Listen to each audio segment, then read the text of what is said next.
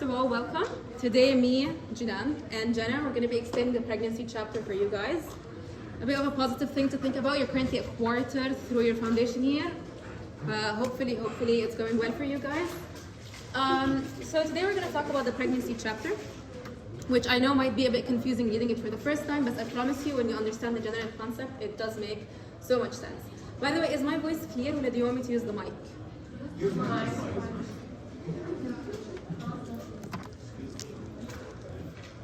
Wait. Is it on? Hello? Oh god, this is awkward. Okay, so we split the chapter into two main parts. Okay, so we split the chapter into two main parts. So we first off start talking about fertilization, the general idea of pregnancy, and the embryo and how it develops. And that's the part I'll be explaining. And then later on, when we're looking at the maternal side and what effects happens on the mother and labor, lactation, and so on, that's the part Jen's going to explain. Okay? So, there are a couple of slides in here that aren't included from your books, but those are only added for you guys to understand the general concept. Because there is a previous chapter in your book that talks about the reproductive system that you guys didn't cover. So this is just a general idea so that you guys get the full picture. Okay? But obviously, if the thing isn't in your book, you're not going to get asked on it. So don't ask, like, there are a couple of slides and I mentioned, you're not going to get asked on every single detail. Okay? So let's start by looking at the female reproductive system, because obviously this is where everything's going to happen. Quickly, we'll start talking from down to up. First of all, we have the vagina, so that's the main opening, and it's made of muscles, and it's very important during labor. So it's very important when it's contracting and so on for labor. Moving up, we have the cervix, or what's called in Arabic, عنق الرحم, so it's the neck of the uterus. It's the part that will connect the uterus to the vagina, okay? And the uterus is the main player here when it comes to pregnancy. When you're looking at the uterus, it has three main linings, or three main layers. We have the endometrium, and that's usually where implantation is going to happen, okay? Then you have the myometrium and the periometrium. So the endometrium is the lining of the uterus, and this is where the zygote. No? Hello? Okay, I'll do it without the mic, and I'll try and speak a bit louder. Okay. The endometrium is where it's the lining, and this is where the zygote, or the fetus, or the conceptus, and I'll talk about the difference of terminology in the upcoming slides. This is where the baby is going to come and implant. Then if you look up top, we have the fallopian tubes, or what we refer to also as the uterine tubes, and these tubes will connect the uterus to the ovaries. They are not touching the ovaries. So the fallopian tubes aren't actually touching the ovaries, but they are in close proximity with it. So what is the role of the ovary in here? The ovary is the gonads. What does that mean? The ovary will secrete the egg, or the oocyte, into the fallopian tube. Again, they're not touching, but it will pick it up, and then the oocyte will start moving. Okay, so this is the general idea of the female reproductive system. The main things we'll focus on when we're talking is the uterus, fallopian tubes, and the ovaries. The egg will be released from the ovary, picked up by the fallopian tube, and then moved to the uterus as a zygote. Right, let's look at a little bit further, and let's look at the cycle in general. So you guys understand when we're talking about days, we're talking about weeks, you guys need to understand that we have a menstrual cycle. The menstrual cycle is ideally 28 days. This 28 days, it begins on the first day of a woman's menstrual period. That's the beginning, or the first day of a menstrual cycle. And it ends at the beginning of another menstrual period. So a woman gets her period at a certain date. The first day will mark the beginning of the menstrual cycle. And then she goes on, and then when she gets her next period, that's the end of the cycle. Ideally, it is 28 days. It can change. Changes might lead to certain problems, but it is 28 days. Midway through the cycle, we have a very important day, and it's called ovulation. This is the day in which the ovary will release the egg, or the oocyte, into the fallopian tube. And it's very important to know that the egg has two phases. The egg will either get fertilized, and this will result in pregnancy, or it won't get fertilized, and it results in the menstrual period, or menses. Okay? So again, ovulation, it's the day midway through the cycle, day 14, where the woman will, or the gonads, the ovaries, will release the oocyte. Okay? And it's either going to get fertilized, or it won't get fertilized. Now let's look at the structure of the secondary oocyte, because later on the sperm is going to come and fertilize the secondary oocyte. So what exactly is it going to penetrate? First of all, if we look at it from the bigger perspective, we have corona radiata. What are they? They're cells. They're specifically called granulosa cells. So the oocyte is released. It has cells out top, and then it also has another layer of glycoproteins, and this is called the zona pellucida. Okay? So, and then the actual cells, so the plasma and the nucleus and so on. But in the general picture, it's the big, you have the cells outside, the corona radiata, and then you have the glycoprotein, or what we name it as the zona pellucida. And both of them must be penetrated for the fertilization to occur and for a zygote to happen. Okay? طيب, what is fertilization? Is it just the sperm and the egg coming close to one another? No. It's the fusion of the genetic material. So both of them have haploid genetic. What does that mean? They have haploid genes. One single set of chromosomes. Exactly. They do not have paired chromosomes. They do not have 46 chromosomes. An egg has 23, sperm has 23. When the genetic material fuses, this results in 46, which is the normal number. For fertilization, specifically when we're looking at fertilization, it's when the genetic material fuses together. Okay? When does fertilization happen? As I said, ovulation is the day the egg is released. You need the sperm to come and penetrate. The oocyte is viable in the female tract for 12 to 24 hours. After that time, after a day from ovulation, the oocyte is no longer viable. And this will result in menses because it's not been fertilized. So ideally, the sperm will penetrate and result in fertilization around ovulation day. So whenever we're looking at dates, we're looking 30 weeks after fertilization, we're always taking into account. Fertilization is the same day as ovulation, okay? So let's look at pregnancy. So we said fertilization happens, the sperm penetrates the egg, genetic material fuses. What is pregnancy? Simple words, what is pregnancy? It's the woman carrying a conceptus. Conceptus, it's the offspring, it's the actual baby. You label the offspring على two, depending on the timing of the pregnancy. Yeah, إما we have an embryonic period, or we have fetal period. If we're looking from the beginning, so from fertilization up until week 8, that's your embryonic period. Where we refer the conceptus is a embryo. The fetal period, or when we're referring to the conceptus as a fetus, this is afterwards, so 9 weeks onwards. Something to mention when it comes to the embryonic period is بالembryonic period, all of the organs must start developing. I'm not saying the organs are going to finish developing by week 8, لا طبعا. But the organs will start developing through this period, and then further on in the fetal period, they'll finish their development. And then at birth, we call the baby an infant. Okay. So we said pregnancy, and we explained the zygote, and so on. The period a woman is pregnant in, this is called gestation period. It's 40 weeks. When do we start calculating it? We start calculating gestation period from the last menstrual period date. So what does that mean? We do not calculate it min ovulation day, or from the day of fertilization. We calculate it min the beginning. So 2 weeks before fertilization happens. And there's a sentence in your book that says, at the moment of fertilization, the mother is officially, but illogically, 2 weeks pregnant. Because when we're looking, Can you please slow down a bit? Yeah, okay, Mashi.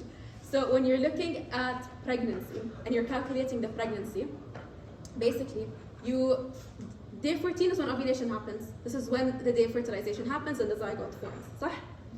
When you're looking at the gestation period and you're calculating when the woman is expected to deliver her baby, you don't start min the day of fertilization. You start counting the gestation period. It's from the first day of the cycle. So 2 weeks before the zygote actually forms. Okay? That makes sense? Gestation period, it's 40 weeks or 280 days. It's not from the day of fertilization, it's 2 weeks beforehand. Okay? اللي هو last menstrual period. That's when you calculate it. Okay. We explained the oocyte, the reproductive system of the female. Let's look at the other side, because we want the sperm to come and penetrate the egg so that fertilization happens. So briefly mentioning the structure of the sperm on the bottom, it has a tail or a flagellum, and this will propel it to move, so this will cause the sperm to move and so on. But then in the head of the sperm, you have the acrosome. This acrosome is a part of the sperm on top, and it has enzymes in it. What are these enzymes? They're hydrolytic enzymes. They're very important when it penetrates the egg. It starts breaking down the egg and so on. And in general, the entire body is covered by the plasma membrane, because at the end of the day, it is a cell.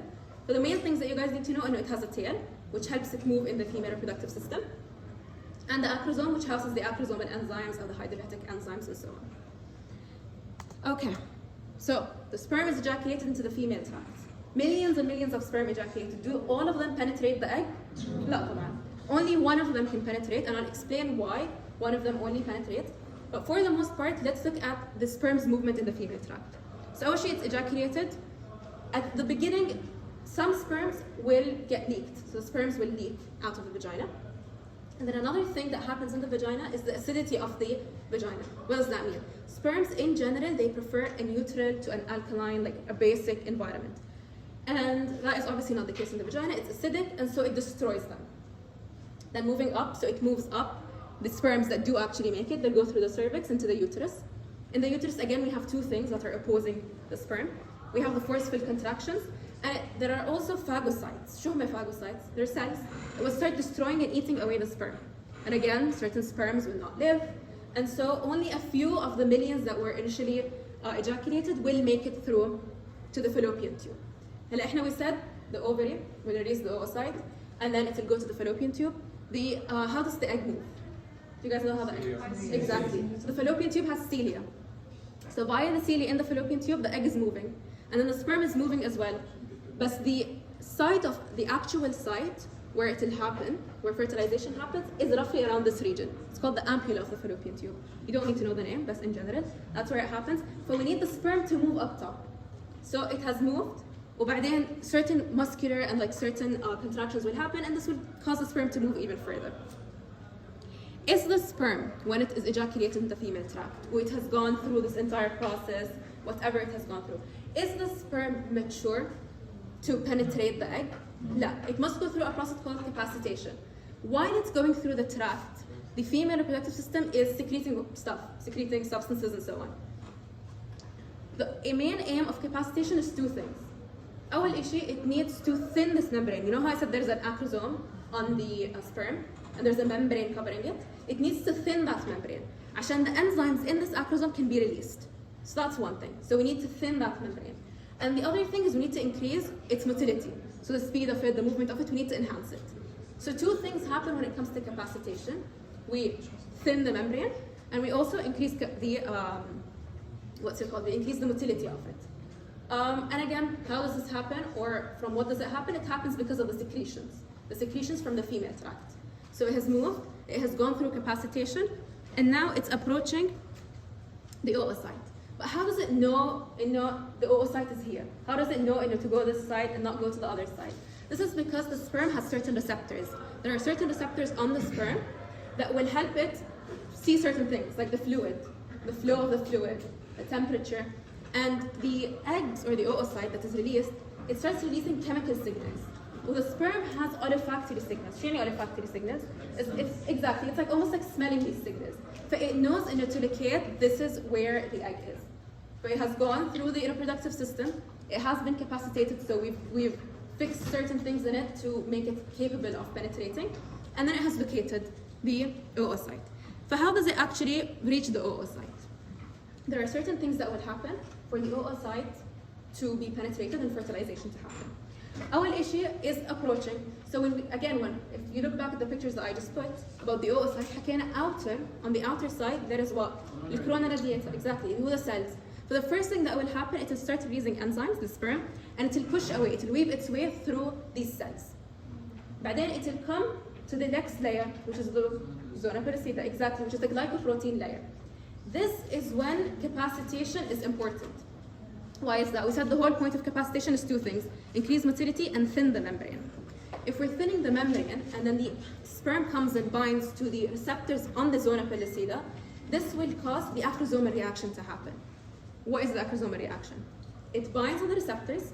Once it binds on the receptors, calcium will increase. The level of calcium will increase inside the sperm, which will cause it to release the acrosomal enzymes and digest away the zona pellucida. So now it has approached, it's on the egg, it's approaching its way on the egg, it's cleared its way of the cells that we have, and then it's binding on the receptor on the zona pellucida. Yeah? Can you repeat the part of the calcium? What happens? Basically, when it binds, you have the zona pellucida, صح? So it's made its way through the corona radiata and the cells. Right? Then you have receptors on the zona pellucida. When it binds on the receptors, calcium inside the sperm will increase. The level of calcium will increase. This will cause the acrosomal reaction, acrosomal enzymes to be released, the hydrolytic enzymes, which will start breaking away and breaking its way through the zona pellucida. For now, it's found its way through the coronary radiata cells or the granulosa cells. It's also weaved its way and made its way through the zona pellucida or the glycoprotein layer. For now, it's approaching the egg. And it binds on the receptors on the egg. They're called sperm binding receptors, على الoocyte. So this sperm, ultimately, it's going to enter. Can we allow other sperms to enter as well? No. What does that result in? Polyspermy. But as I said in the beginning, they're both haploids. The sperm and the egg are haploid. What does that mean? 23? 23. But when they fuse together, this results in 6 chromosomes. If another sperm comes and enters, what does that result in? 69 chromosomes, which is abnormal. It results in a condition called triploidy. You don't need to know. But in general, it's an abnormal condition. There's extra amount of chromosomes. It's a zygote incompatible with life. And the genetic material is too much, it cannot divide. But we need to block polyspermy. So there are 2 things that will happen to block polyspermy. The first thing is when the sperm comes and binds on the receptors on the oocyte. So it's made its way through the cells, it's made its way through the zona pellucida, but then it comes and binds on the receptors of the oocyte. This triggers the oocyte membrane block. What happens in the oocyte membrane block is we have other receptors on the oocyte. These receptors will shed into vesicles, and it acts as a decoy. So other sperms will go and bind on these receptors, and they won't actually bind on the cell, on the oocyte. So that's the first thing, oocyte membrane block. When the sperm binds, this will cause the receptors to shed, and then when these receptors shed, this causes the other sperms to go and bind on the other receptors that we have around, other vesicles. The second mechanism is the cortical reaction. This happens afterwards. So it has bound on the receptors, it enters in it, it fuses. This will cause the cell, the oocyte, it has endoplasmic reticulum, صح? It's a normal cell. It will start releasing calcium when the sperm fuses inside. It starts releasing calcium. What happens when it releases calcium? 2 things happen.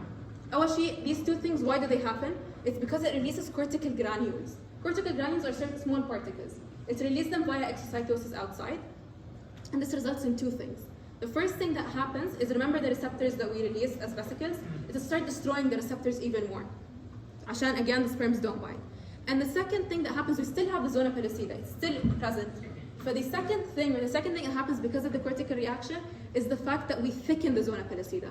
It becomes even thicker. And this is called the zona reaction. Okay? So this is the whole process when it comes to the sperm, blocking polyspermy, and all of the reactions that happen for one sperm to only go and fuse with one egg. Now when that happens, this results in fertilization.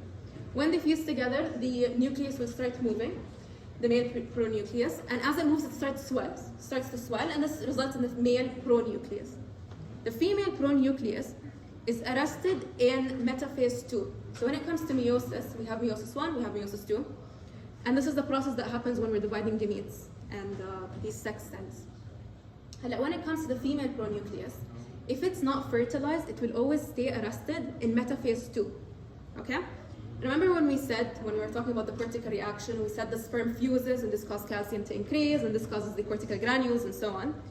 Another effect of this calcium surge is it almost awakens this oocyte, and it causes zinc to start releasing out of the cell, and this causes the oocyte to continue meiosis. But it finishes meiosis 2. Mashi? So we need the female nucleus, it's arrested in metaphase 2. We need it to continue metaphase. But this is because of calcium, which will cause the zinc to be effluxed and to be released, and this results in the female pronucleus. Again, it will swell up and so on. Then they will fuse together. They'll come and they fuse together, and now officially we have a zygote. Both the genetic materials, they come together and they start dividing. So we have the 23 from the female, 23 from the male, and then they come together, and this results in the zygote. Okay? All clear up until now, the whole process of the sperm moving, the capacitation, and then it comes and binds, the cortical reaction, and so on. Is everything clear up until now? Yeah. The sperm to release these hydrolytic enzymes, Acrosomal enzymes. acrosomal enzymes, what receptors it must bind with? When it binds to the this reaction is called the acrosomal reaction. It binds to the zona pellucida receptor. They're called ZP3 receptors. It will bind on the receptors على الزona pellucida. Can we go back to the picture, please? Yeah. So it binds, this is your zona pellucida, this is your corona radiata. How do they even go across the They weave the- this. corona radiata Yeah. if they don't secrete these enzymes until they bind to the هلا corona radiata are cells. They start weaving their way through. يعني it's just almost like pushing their way through. And then they come and bind on a receptor. Yeah? It's not the right structure. Yeah, it's not like يعني the zona pellucida is glycoproteins, but it's rigid. But the cells are just cells, the particles, they're not fused to one another. There's no like side junctions connecting them or so on. Right. But they weave their way through. But then when they bind on the receptors on the zona pellucida, they release these enzymes. And we have two sets of receptors. One on the zona pellucida and the other one? On the oocyte, on the actual cell. It binds on the oocyte, and this causes the mechanisms against polyspermy. Okay? Thank you. You're most welcome. Okay, again, everything clear up until now? Okay, let's look at the embryo. فإحنا we said when fertilization occurs, up until week 8, we call it an embryo. And then after, we call it a fetus. But for you guys, for the most part, we'll only focus on the embryo and what happens in the embryo. So bear in mind, up until a week or so, the zona pellucida is still on the oocyte. It doesn't degenerate. It doesn't remove itself.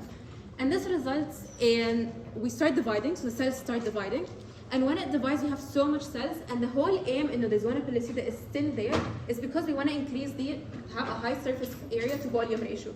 If you have one big cell and you want the nutrients to come to it, it's very hard for the nutrient from outside to come and find its way to this specific nucleus or so on. But they divide in a very limited place, so that whatever nutrients are coming, they can find their way through whatever cell. So this is the whole point of cleavage. So what's cleavage? You have one cell initially, and this cell will start dividing. When the cell divides, this results in cleavage. Let's look at the main terminology when it comes to cleavage. First of all, a couple of hours, I think in the book it says 36 hours. You don't need to know the exact hours, and I'll mention what are specific dates that they might ask you. But for the most part, you don't need to know 36 hours. But around that time, so a little under 2 days, it divides into two cells. These two identical daughter cells, we call them blastomeres. Okay, so that's the first thing, blastomeres happen. Then it's moving in the fallopian tube, and as it's moving in the fallopian tubes, it keeps dividing, till it reaches 16 or more cells, and it looks like a berry shape. So we call it a morula. Again, this is around day 3. So our blastomeres, identical daughter cells, they continue dividing via mitosis to produce more identical daughter cells, and then they reach the stage where they have a morula, which is around 16 or more cells, we can say. It keeps dividing till it reaches the uterus. Okay? The uterus has so many secretions, so many fluids, and so on. But these will enter inside this cell. They'll start weaving their way in, and they'll enter inside the zygote. The zygote obviously is made up of over 100 cells at this point. So what happens is when this fluid enters, it forms a cavity. It forms a region inside the zygote that is empty space. It's filled with fluid. And this results in the formation of two main layers. We have an embryoblast and a trophoblast. I'll explain them in the upcoming slides. But the general idea when it comes to cleavage is we have a zygote. Well, this zygote is one cell. You cannot possibly form an entire human being from one cell. So it keeps dividing, two identical blastomeres, and then the morula. And then we reach the stage of a blastocyst. It's entered the uterus. There are fluids inside this, and you have the embryoblast and the trophoblast. Okay. Question, because I know I got a bit boring. So the correct sequence of pre-embryonic structures is?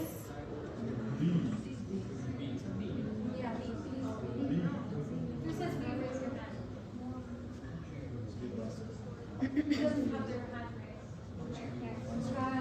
raised? Why didn't you raise your hand? We didn't raise their hand. Who doesn't indicate? Yeah, B is the right. Yeah. So obviously you have the zygote. The zygote will become blastomeres. It's not mentioned here, it will become blastomeres.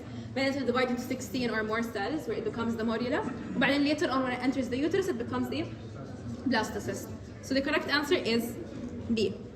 Okay, another question. Cleavage as part of embryonic development is distinctive because it involves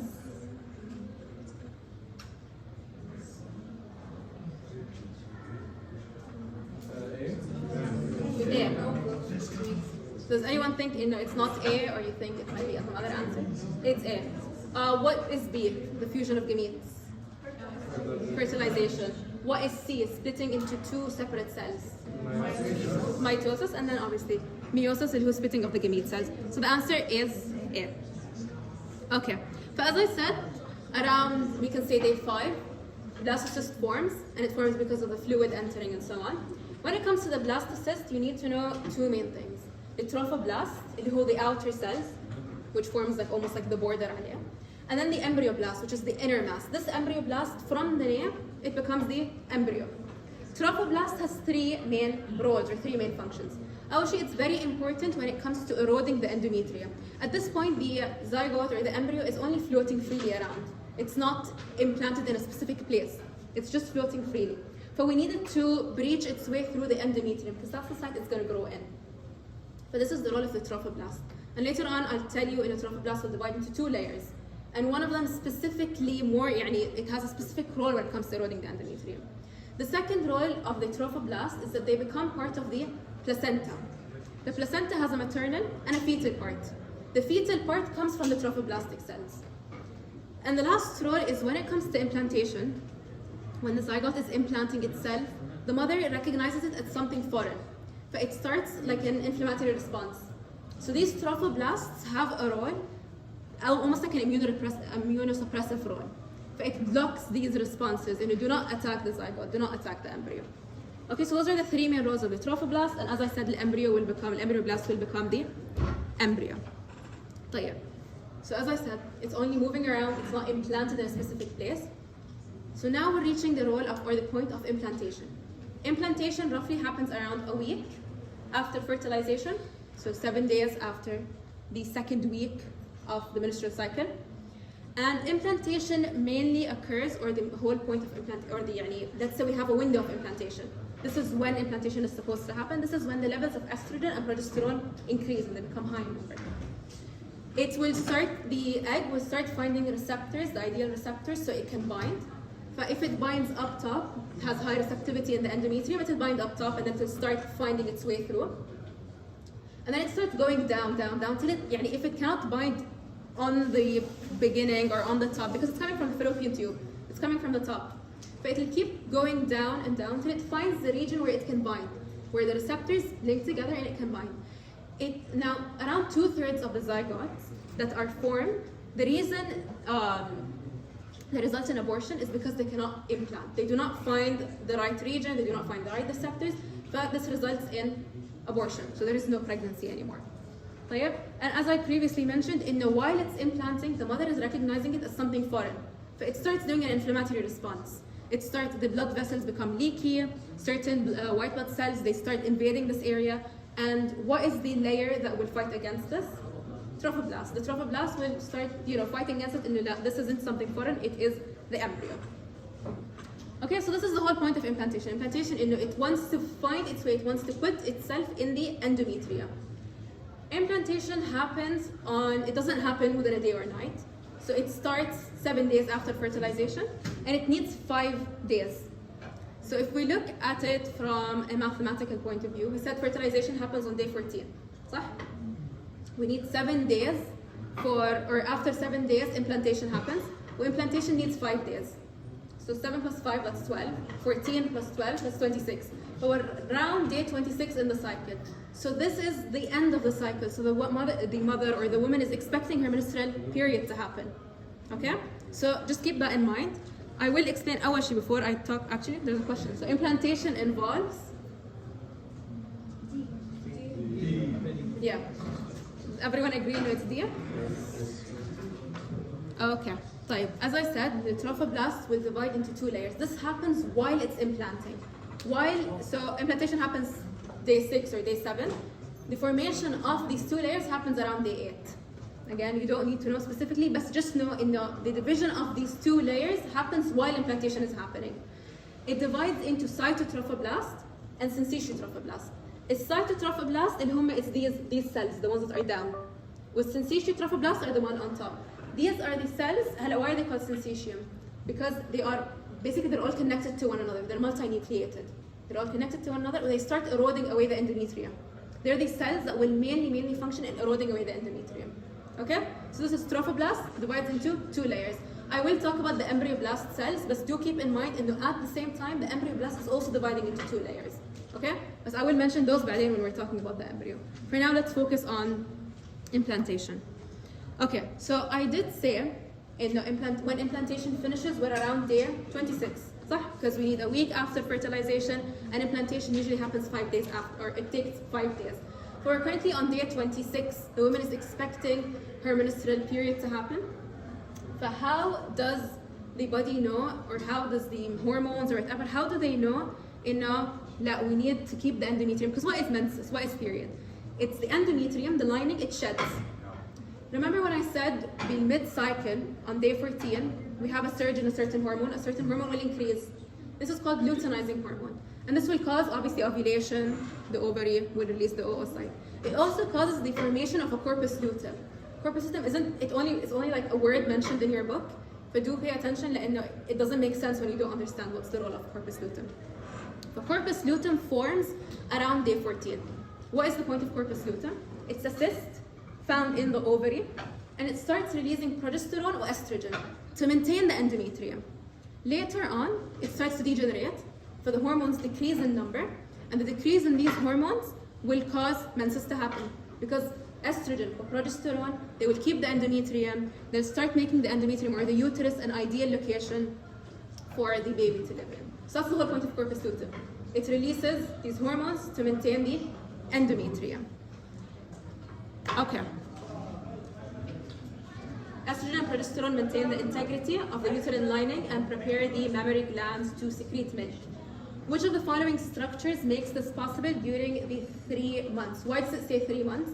لأنه after all the placenta will take the role. Okay, and I'll mention placenta بعدين. Yeah, the corpus luteum. So it will start releasing estrogen and progesterone, and this will maintain the endometrium. Which of the choices below occurs if fertilization of the ovum occurs and implantation takes place? So if we have a pregnancy, what happens? A. Does anyone think it's any other answer? A? Okay. So the corpus luteum is maintained until the placenta will take over the role of secreting these hormones to maintain the endometrium. Okay? Makes sense so far? Okay, so I said the corpus luteum is maintained if pregnancy happens. But what will maintain the corpus luteum?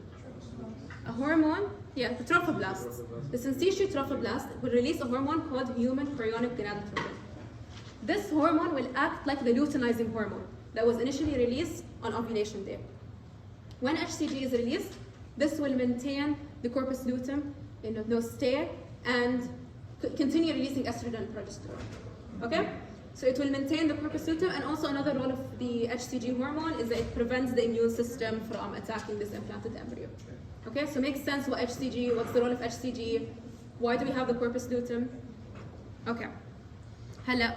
Afterwards, okay, which hormone maintains the viability of the corpus luteum?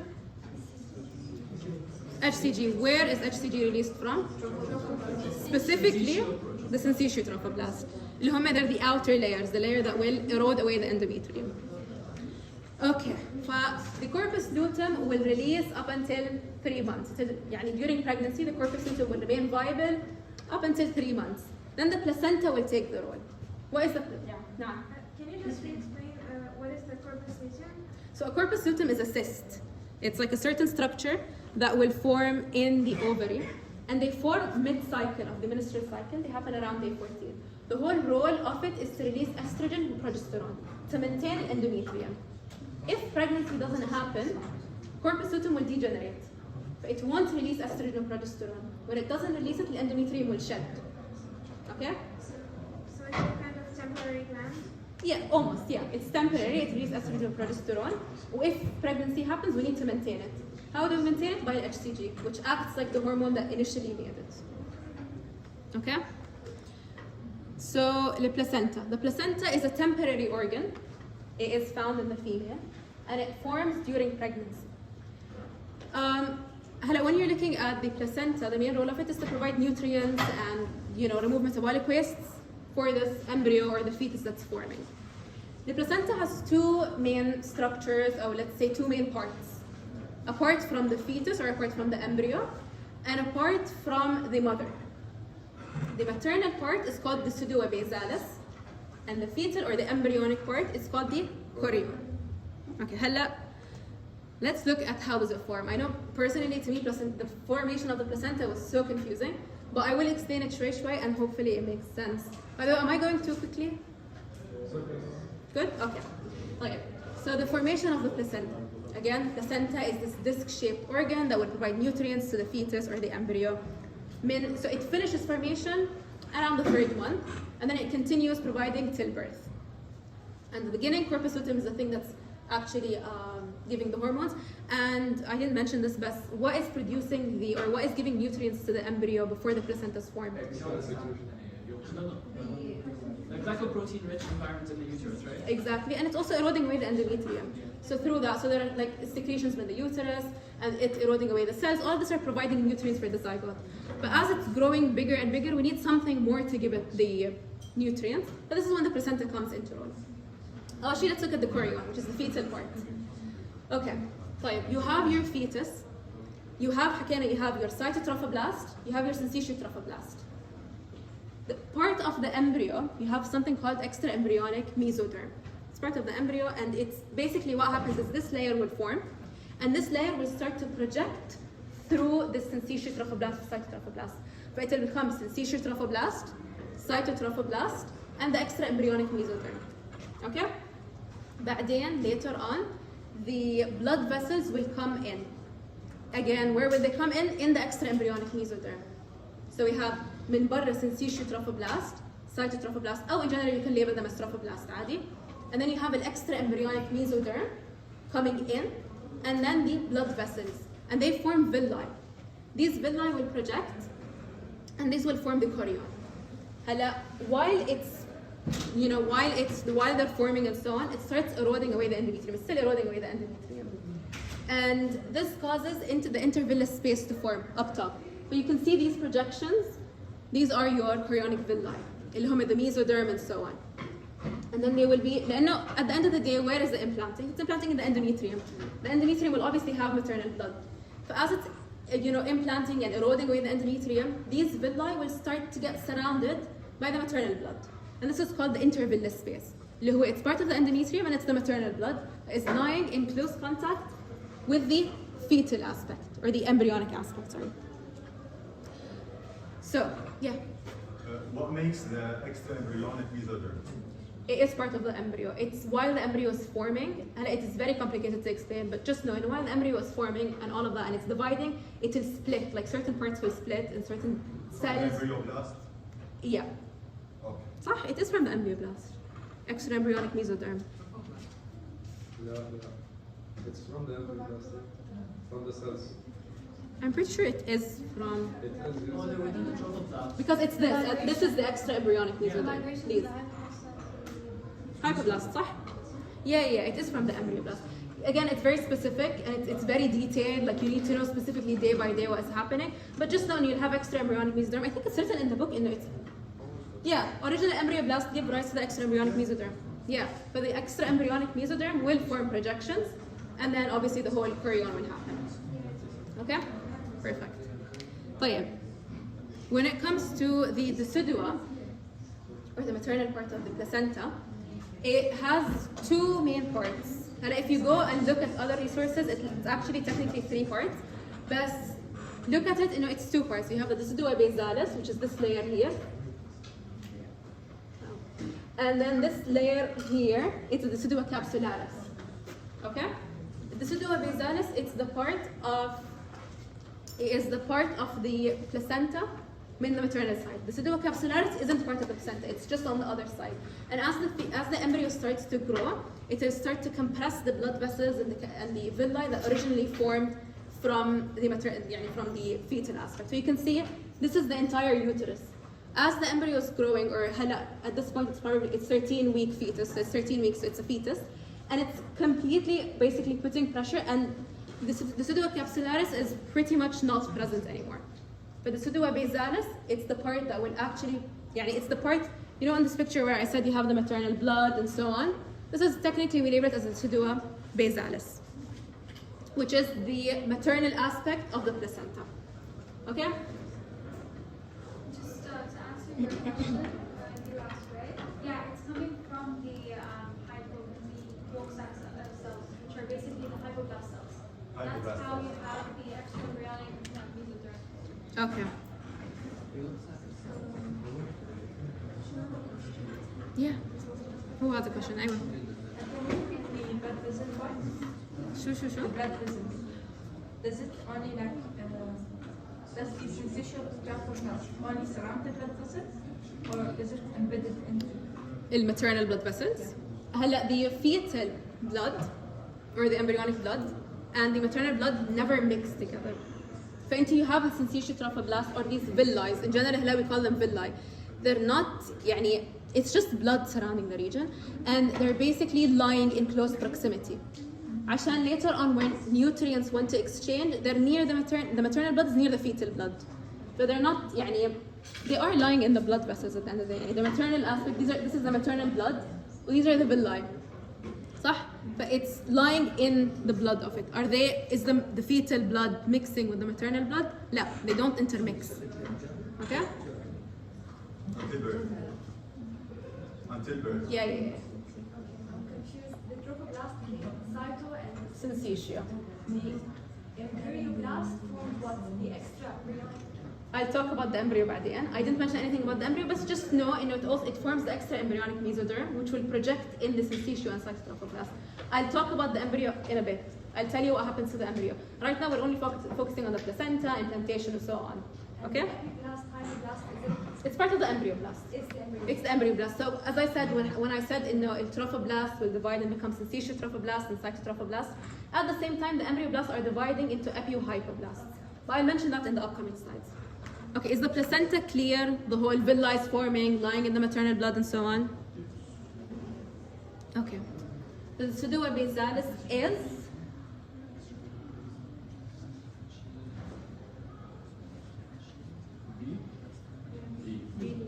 Does anyone think it's something else? No? Okay, it is B. So obviously it doesn't remain in the uterus. Jana will cover it, but later on when there's labor, the fetus is birthed and then the placenta is also... you have a question? Okay. And then the placenta is also delivered afterwards. So obviously the pseudua, I think the name of the pseudua in the book, it says falling off, but eventually it will leave and it won't stay in the maternal aspect. So it is located between the embryo. Yes. What was the answer for what is D, the tissue that surrounds the uterine cavity face of the plant and embryo? That's the pseudua capsularis. So it is, go back here, this, the whole thing that's covering, and then later on it will shrink a bit. Okay, طيب. So this is the placenta, how it looks like at delivery. The placenta is fully functional by week 12 or by the 3rd month. And again, the blood isn't mixing, it's just the nutrients are passing, and you do have certain barriers from the embryonic side, so you do have chorionic villi that will form a barrier so that the blood doesn't mix, and only the nutrients go via diffusion. Okay? The placenta, a vitally important metabolic organ, is made up of a contribution from the mother and the fetus. What is the fetal aspect? Chorion. Okay. Well, the maternal aspect is? Yeah. Okay, ممتاز. This is just the hormones. Jana will cover the hormones a little bit more in detail, especially towards the end of pregnancy. But it does secrete HCG at the beginning. It does take a little bit more time to secrete estrogen and progesterone, but it will eventually take the role completely so that the endometrium doesn't shed, and then obviously abortion happens. It will secrete human placental lactogen and relaxin, which are very important when it comes to preparing the mother for lactation and delivery and so on.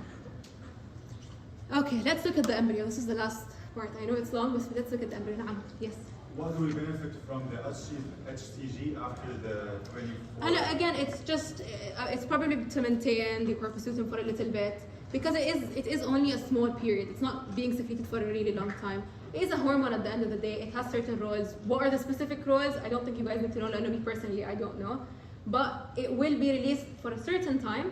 بعدين it takes a bit more time for estrogen and progesterone. This is why the placenta, while it's forming, corpus luteum is still formed. The corpus luteum is still there. And you have the corpus luteum while the placenta is present, and then the corpus luteum will degenerate until the placenta is fully capable of of having estrogen and progesterone. Why is it also releasing HCG? I'm not entirely sure. Maybe it has to do with corpus luteum, maintaining it until the placenta is fully functional, but obviously it has a role. Yes, I think the doctor mentioned this. Yeah, okay, so apparently it's to maintain the corpus luteum. Until the placenta is fully developed, because the placenta is only fully developed by the 3rd month. It starts developing, it doesn't fully take the role until it can completely secrete estrogen or progesterone alone. When? By the 3rd month. No, when it will be fully formed again, and fully active. Placenta by the 12th week is fully formed. اللي هو by the end. It's fully formed. So yeah. After 3 months, what is the benefit from that? No. While it's forming, it will release HCG. يعني it's not. To maintain the corpus. Yeah, Rama. It maintains the thickness of the uterus. So while delivering. HCG maintains the thickness of the uterus. Yeah, it helps with the thickness. Listen. Placenta doesn't form within a day and a night, and it's forming its functions to a certain degree even before it's fully developed. But while it's developing, it's releasing HCG. It doesn't release estrogen, one second. It doesn't release estrogen or progesterone until it's fully developed. But while it's developing, it's releasing HCG to maintain the corpus luteum, which is releasing the estrogen and progesterone, so then it could take the role of releasing estrogen and progesterone. So HCG must be released until it is fully developed, right? The placenta. Yeah. The placenta. Oh. When is the placenta fully developed? By the end of the 12th week, or the 3rd month. Don't look at these numbers. They are confusing, but it's just understand the general topic. Okay, can I repeat for the last time? My question. We like at the beginning we needed the HCG just to maintain the corpus luteum. Because we didn't have placenta in order to secrete estrogen and progesterone. Then we had the placenta. Okay. And I understood from you that we need to maintain the corpus luteum until the placenta is fully formed. So okay, the HCG is released until the day of birth. So that's not the reason. Leave your question. When Jana expands, I'll read or I'll come to you. Okay? So I don't give you any false information. Okay. I'll double check or I'll give you the answer. I'll read about it when Jana is presenting her part. So I don't make stuff up. Okay? But what you do raise a good point. But just know, for the most part, it will take its role completely by the 3rd month. Why is it continuing to release HCG? Also, it's not something required from you. But I will read about it, so I'll tell you because it's not mentioned in your book, and it's not something that I read about either. Okay? Okay, let's talk about the embryo. So when it comes to the embryo, around the same time the trophoblast is dividing into syncytial cytotrophoblast.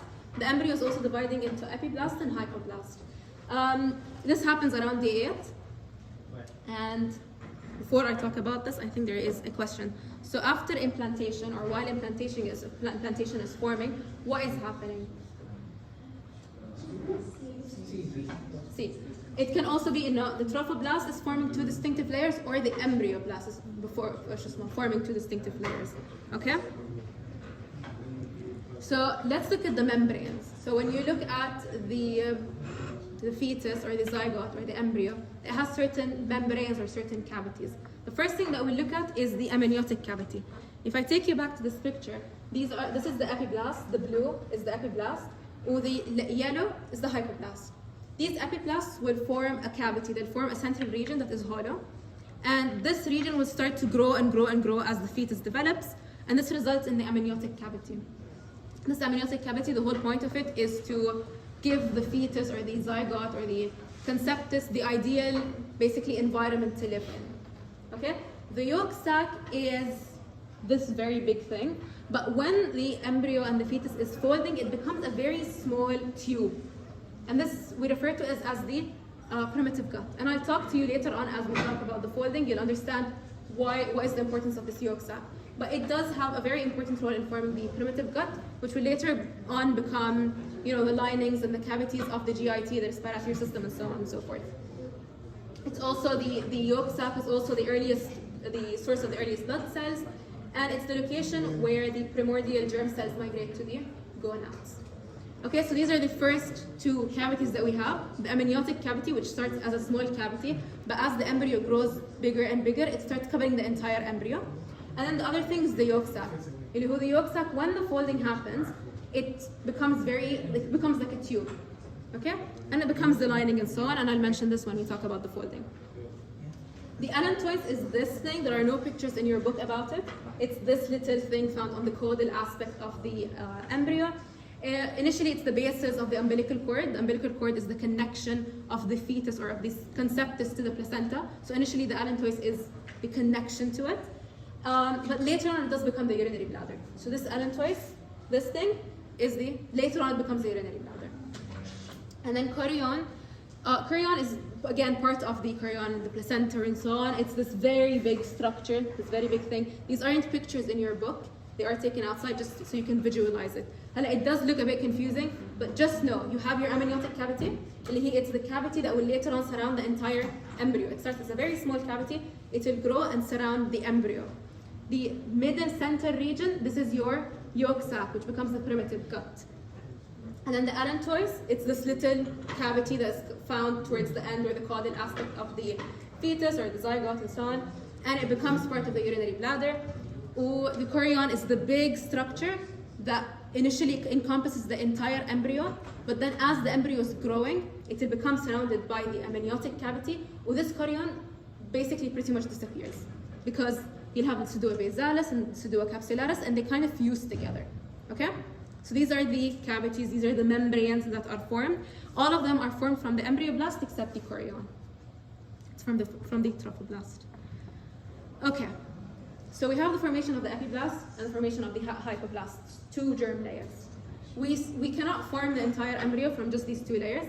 So we have the formation of 3 layers. We need to have a formation of 3 layers. This is the process of gastrulation. Gastrulation happens around week 3. We do memorize that it happens around week 3 because it's a pretty significant thing. By week 3, gastrulation does happen.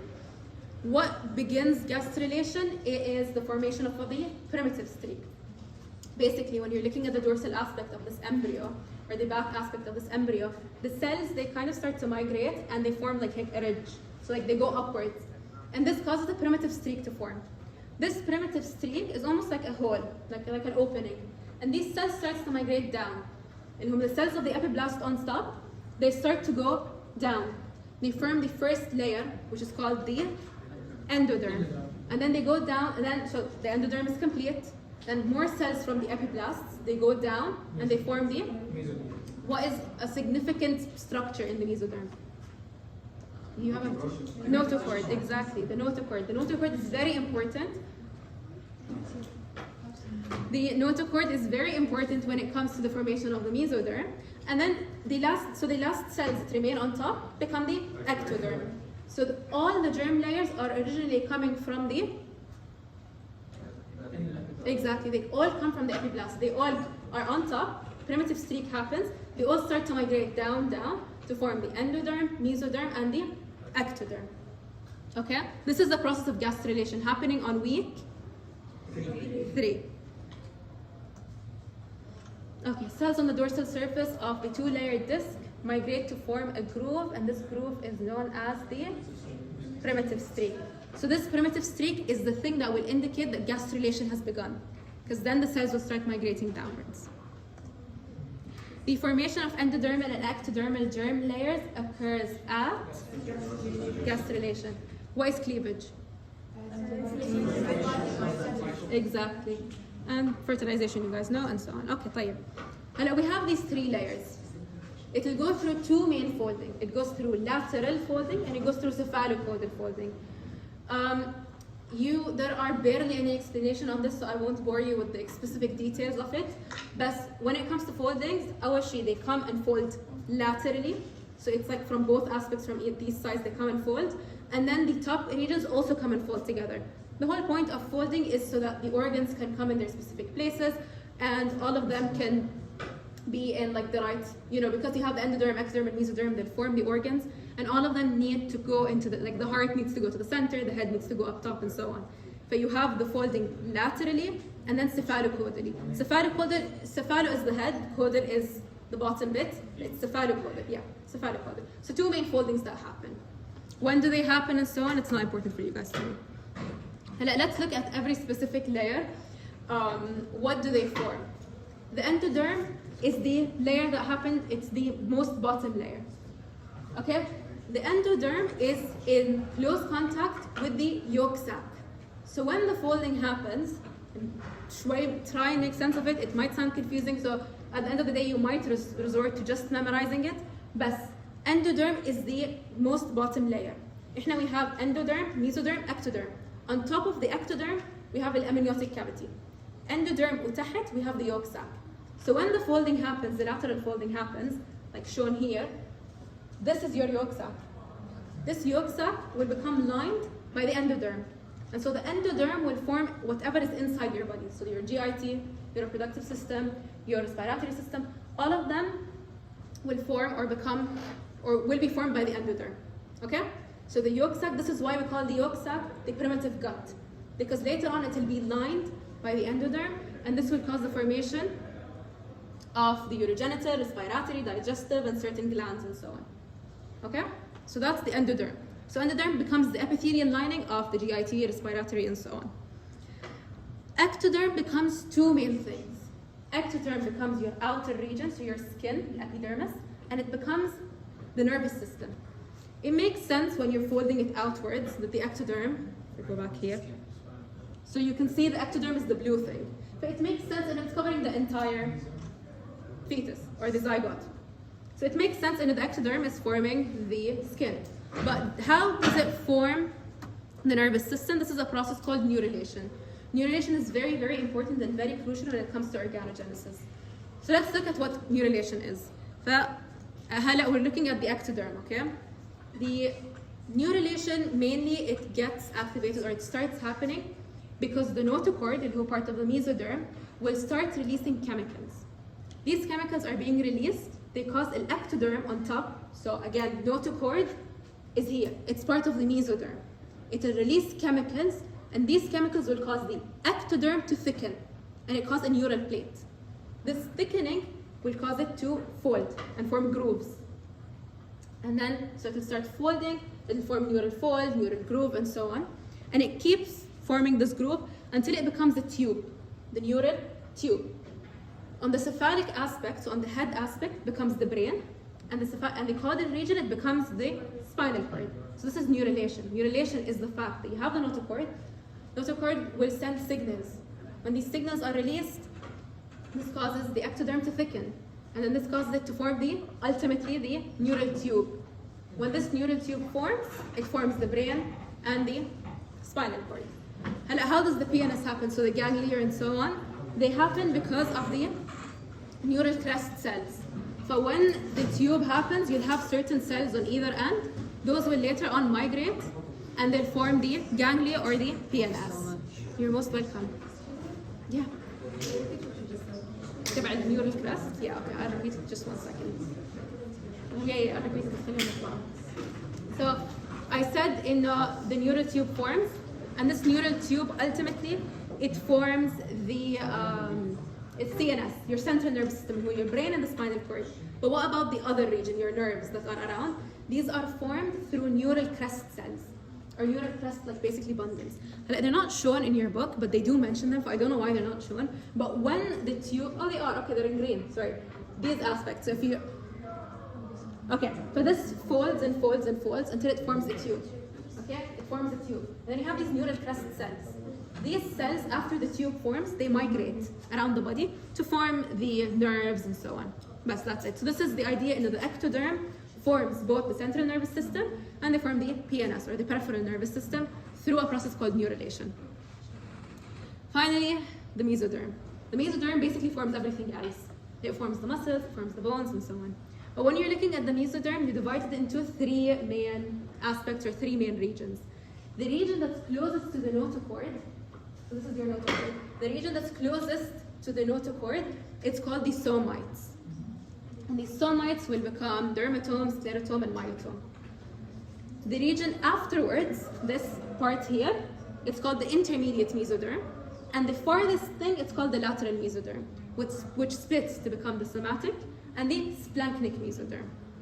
Okay? And finally, this is basically the summary of everything. So let's look at the mesoderm first, and I didn't say what specifically happens to the mesoderm. But your notochord, it is part of the spinal cord. Ultimately, the notochord will form certain parts in the spinal cord. The somites, they're the ones that are closest to the notochord. They form the sclerotome, which is the vertebra and the ribs. Dermatome, which is the dermis. So you have epidermis. This epidermis is formed by the ectoderm. And the dermis, the layer underneath of the dorsal aspect of the body, is formed by the somites. And then myotome, the muscles. The intermediate aspect, the one after the somite, it forms the kidneys and gonads. And then the lateral one, the furthest one, becomes the somatic and the splanchnic. The somatic, honestly, there is no explanation to happen. Just memorize what it says. Ultimately, know the general aspect. In the endoderm is this, ectoderm is this, mesoderm is the general rest of the structures. So somatic is the parietal serosa, the dermis of the ventral aspect, because the dermis of the dorsal aspect is the somites, and then the connective tissue. Splanchnic, mainly it has to do with the CVS, so the heart and blood vessels and so on. So again, in general, ectoderm is your epidermis, so the layers outside, and your nervous system. Mesoderm divides into somites, and then your lateral mesoderm, and the intermediate in the center, which is the kidneys and gonads, and the lateral becomes the somatic and the splanchnic. Well, endoderm is the lining of your GIT, the respiratory system, and so on. Okay, last two questions. The muscles come from the mesoderm. Well, the neural tissue comes from the ectoderm. Is there any questions about anything I covered? Yes? Should we memorize the dates for the formation for the neural fold or neural transfer? Just know, it's like the most important aspect of organogenesis is neurulation. But knowing this happens specific days, لا. You do need to know مثلا the general idea إنه مثلا gastrulation happens on week 3 and so on. But specific days, for the most part, they won't really ask you. But don't bother yourself. Don't bother yourself memorizing specific days. Understand the general idea. If a couple of days are stuck in your mind, خلاص. But to know on day 22 this happens, day 23 this happens, لا. Do we need to know the process of neurulation, or do we just need to know that it forms the spinal and brain? Is it mentioned in your book? To be honest, I don't know. That's what I'm asking. لا. What's mentioned in your book, know it. Do not go Google outside here and there. What's mentioned in your book, do know it. But other than that, you don't need to know specifically how the brain is formed and so on. I think it does say by the first month, a certain aspect of the brain is formed. By the third month, something. No, maybe generally, but again, they won't come and specifically ask you on this specific day what happens. No. Any other questions? Okay, that is the end of my presentation, or my half of the presentation. Now,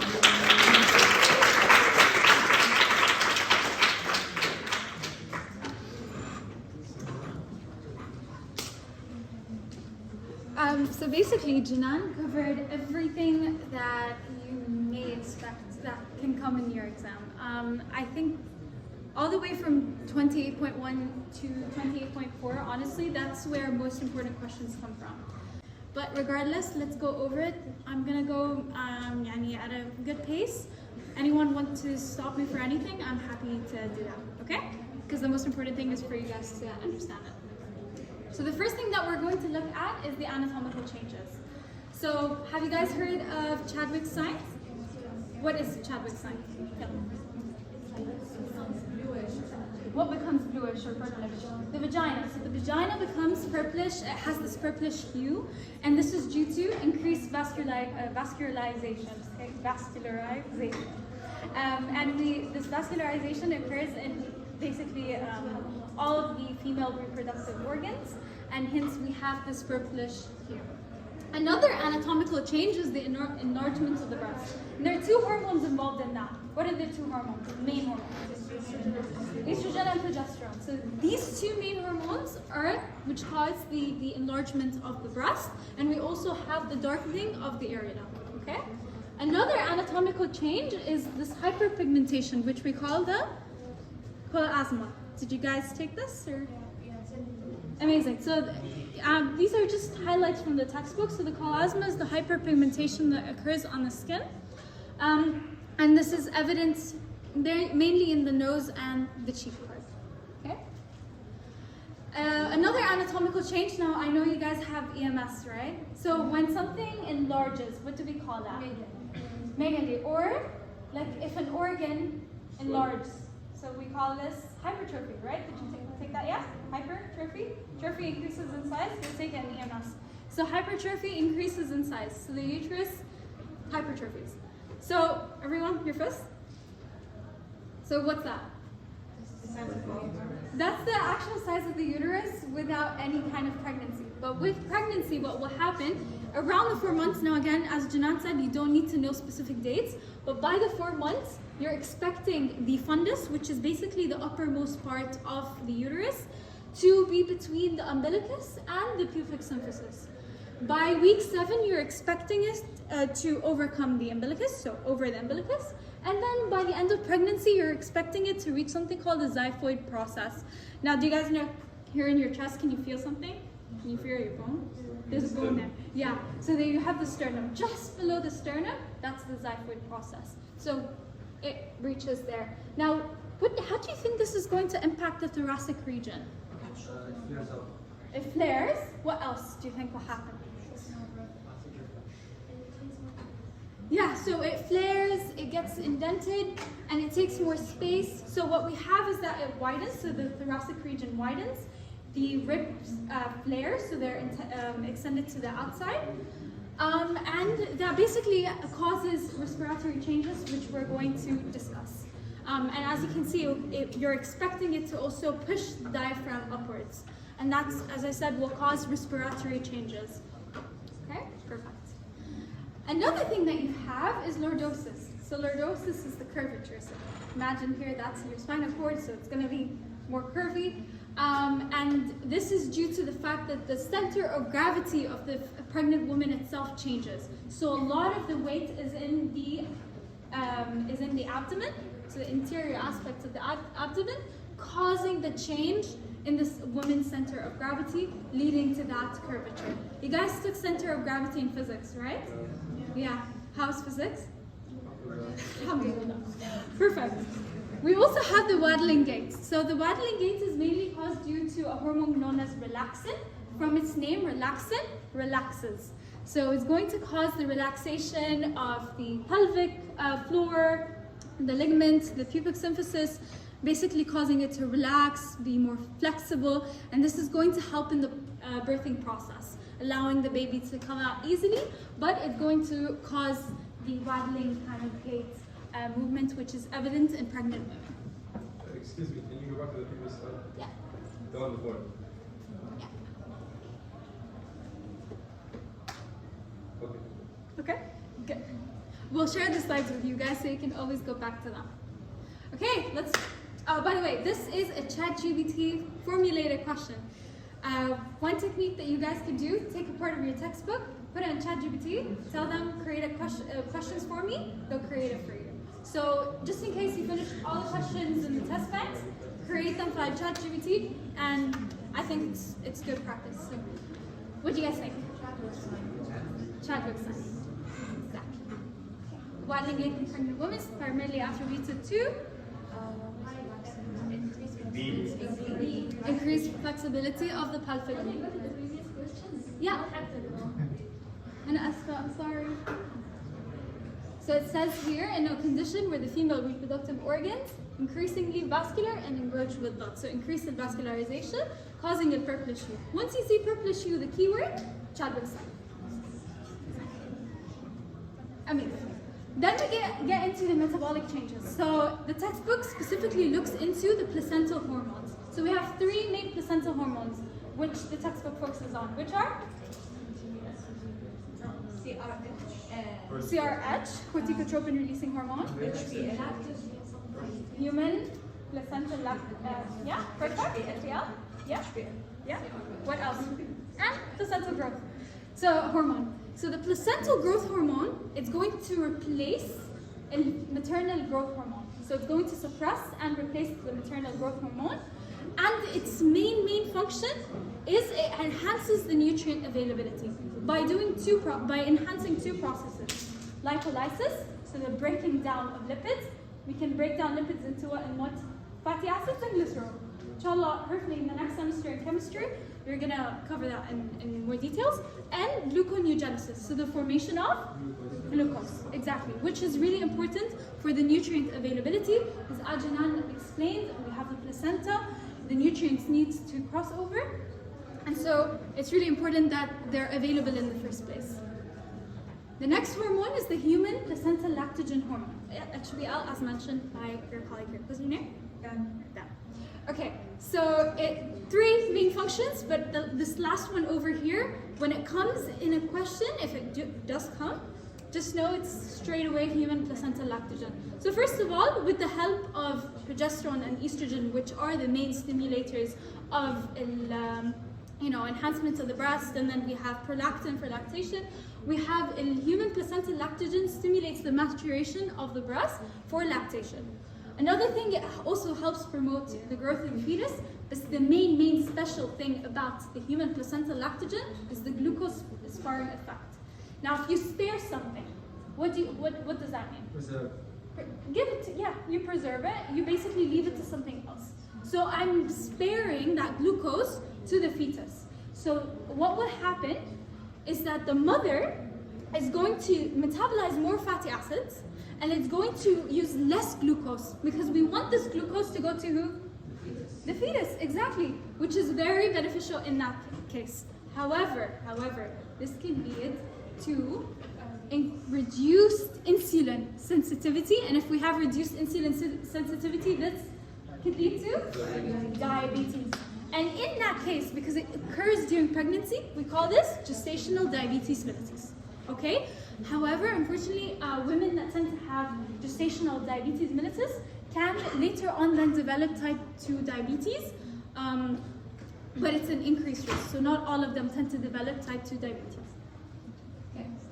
Last hormone that the book focuses on is the corticotropin releasing hormone, the CRH. We're going to look more closely into it when we look at the initiation of labor. So it rises dramatically at the end of pregnancy. It causes the cortisol levels to increase. Cortisol is released from what? Adrenal? From the adrenal medulla, yeah? So induces the adrenal medulla to release cortisol. But then it also protects against any kind of stressors. So what's one big stress about pregnancy? The birthing process itself, right? So it protects the woman basically against stresses from the birthing process. But then أهم حاجة here for CRH is that the fact it rises activated vitamin D. So increases the absorption.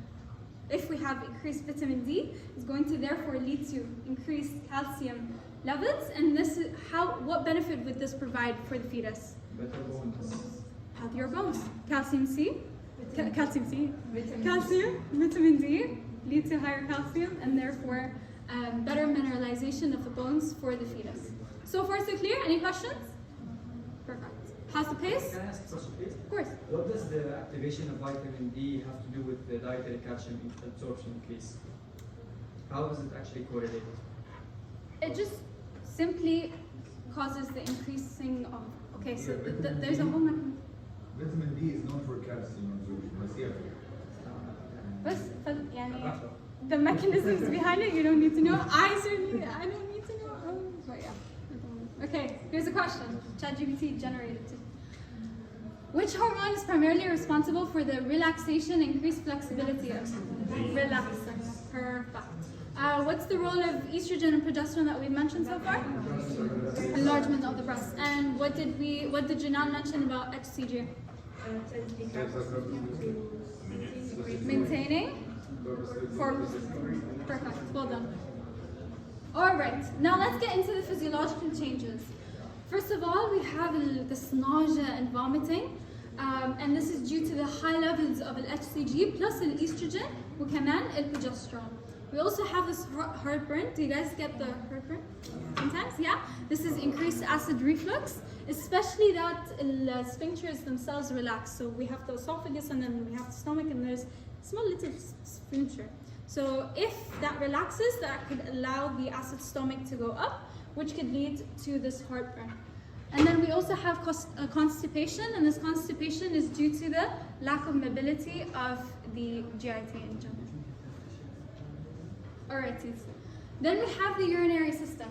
So there are two main things about the urinary system. We have more frequent urination, and at the same time, the urine itself, there's more urine production.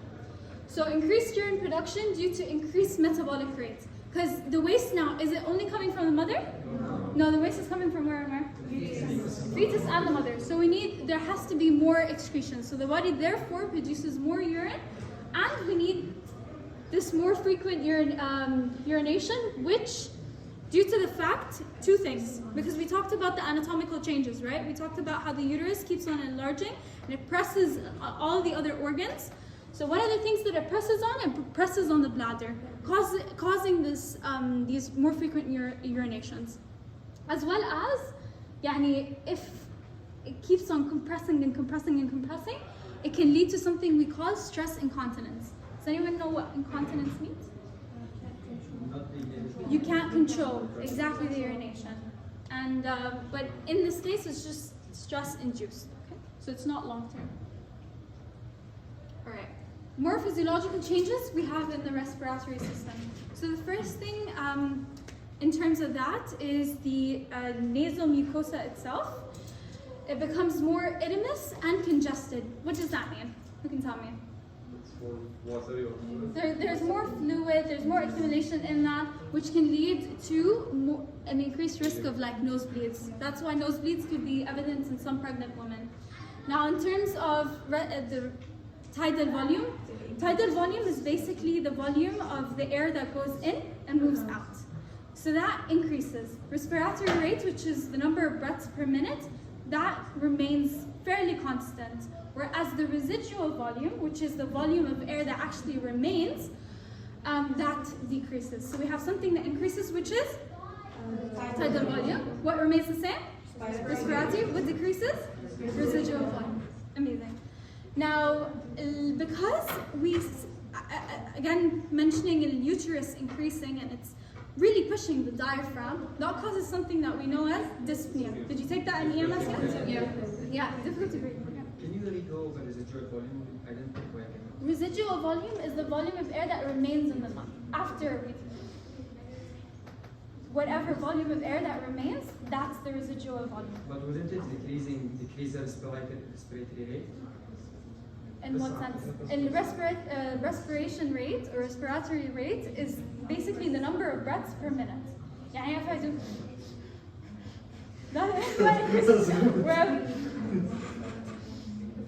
that decreases. Get me? Does that make sense? Okay, perfect. So this difficulty breathing, dyspnea, and that again due to the uterus pushing the diaphragm. Oh, and then one thing, sorry, is the fact that احنا عندنا هنا increased CO2, right? Because we said now this is being we have metabolic waste from the fetus and we have metabolic waste from the mother itself. So that increases the CO2 levels, which increases the sensitivity of this is the medulla over here. So the medulla is the respiratory center, and that basically causes more excretion and increase in the tidal volume. And this increased sensitivity is due to the progesterone. So progesterone plays a role here. Okay. Now the biggest physiological change, and if they do bring questions, but I haven't seen any questions on it to be honest, that happens is CVS, so the cardiovascular system. So what happens is that first of all the blood volume increases. Now we need the blood volume to increase because due to many reasons, but the reason that's mentioned is because during after labor and during childbirth, there's a lot of blood that is lost. So this increase in volume kind of safeguards the mother against this loss. Another thing is we have the mean blood pressure is going to decrease mid-pregnancy, but it rises again to normal levels during the third trimester. The cardiac output. So what is the cardiac output? The number of heartbeats. So the volume of blood that is being pumped in a minute. Is that right? Again? Cardiac output? volume of blood being pumped in a minute, صح? Yeah, exactly. So cardiac output is simply how much blood you release at a spare amount of time. It's like the speed of the heart pumping. You know, the distance divided by time. Just think of it as in the heart. So it's the blood amount of blood divided by beat, amount of beats. This is the cardiac output. In other words, it's just how good the heart is pumping. Yeah. A high cardiac output معناته a good heart. A low cardiac output معناته a good heart. Exactly. And that's why it's really beneficial because it increases the circulation. And we need that circulation for the what? For the exchange of the nutrients, exchange of the waste between the mother and the fetus. So that allows for a greater circulation. And another thing that happens, let's say like a clinical thing that happens is the varicose veins. Have you guys seen varicose veins before? Yeah. So as you can see over here, these are varicose veins. And what happens is the valves, the valves are meant to have the flow of the blood in one direction. But when the valves no longer work well, what happens is that it moves, the blood starts to move in this direction and this direction, so in a bidirectional manner. And this therefore causes kind of the accumulation of blood here, and the varicose veins are evident. So we can see that in mothers as well as leg edema, so also the swelling in the lower extremities over here. Who knows what's it called in Arabic, this disease? I didn't know. Why do valves stop working in the pregnancy case? It's not that they don't stop working, but remember احنا عندنا uterus, and this uterus and the baby forming, it's pressing onto the lower parts, and therefore the flow of the blood, the flow of the blood back up again is slower, and therefore this can lead to the accumulation of blood in the lower extremities. So maybe it is like resulting with a vasoconstriction. That's why. Not vasoconstriction. What you need to understand is when blood comes back from the legs towards the heart, it has to go through the abdomen, it's not with the head. Okay. And if blood is gonna move from what pressure to what pressure? Yeah. From high to low. Mafrood, it's supposed to have higher pressure in the legs than in the abdomen. But when a baby is there in the abdomen, what becomes with the pressure in the abdomen? High. Or will the blood move from the leg to the abdomen? That will stick in the legs, causing varicose veins. Of course, how do we counteract that? We ask the mother to keep moving, to keep pushing her muscles, to increase the pressure in her legs, to outweigh the pressure of the abdomen. You got this point? It's physics, it's simple physics. Okay? بس إنه يعني the way the book explains it, إنه it pushes onto the pelvic floor, and that's why the movement, you know, of the blood coming back up is delayed. But of course, the explanation by Rashid is way better.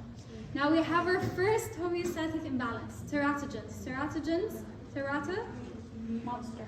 This monster over here. Just remember that. So teratogens are any kind of chemical substances that can lead to a congenital abnormality. And one of the teratogens that you need to know: alcohol, nicotine, any kind of harmful drugs that could have an effect on the baby. That's why it's really important to monitor the drugs when you go to the physician. Don't take anything without the consultation of the physician. So the thing that you have in your homeostatic imbalance is the fetal alcohol syndrome. And the fetal alcohol syndrome is characterized by intellectual disability, characterized by abnormal growth and microcephaly. Micro, small, cephaly, head. Microcephaly, okay? And this unfortunately hinders the oxygen, the smoking hinders oxygen delivery to the fetus. So teratogens are what? Chemicals, harmful substances, monsters that essentially may cause severe congenital abnormalities, and the one that you need to know, fetal alcohol syndrome. Amazing. Another homeostatic imbalance that you have is preeclampsia. Preeclampsia is characterized by two main things: proteinuria, and you have hypertension. Hypertension is high blood pressure. Proteinuria is protein in the urine, essentially. So these two over here can lead then to edema, but then preeclampsia in itself can lead to further complications, which is eclampsia. And these, if the mother has eclampsia, starts to experience seizures, and that's why premature delivery is often required to prevent it from leading to death. All right, let's do some questions. Which of the following is true in reference to what may pass through the placental barriers? D. Nutrients, respiratory gases, waste, and alcohol. And if alcohol passes, it will lead to fetal alcohol syndrome. Well done. Which of the following is not usually considered a teratogen? Aspirin. Well done. Yeah, but not all drugs are harmful. Aspirin is used for headaches. Now, if, say for example, you didn't know it's aspirin, what can you do? Elimination. Process of elimination. You know, wine is harmful. Thalidomides, they're harmful. Have you guys heard about thalidomides? You don't need to.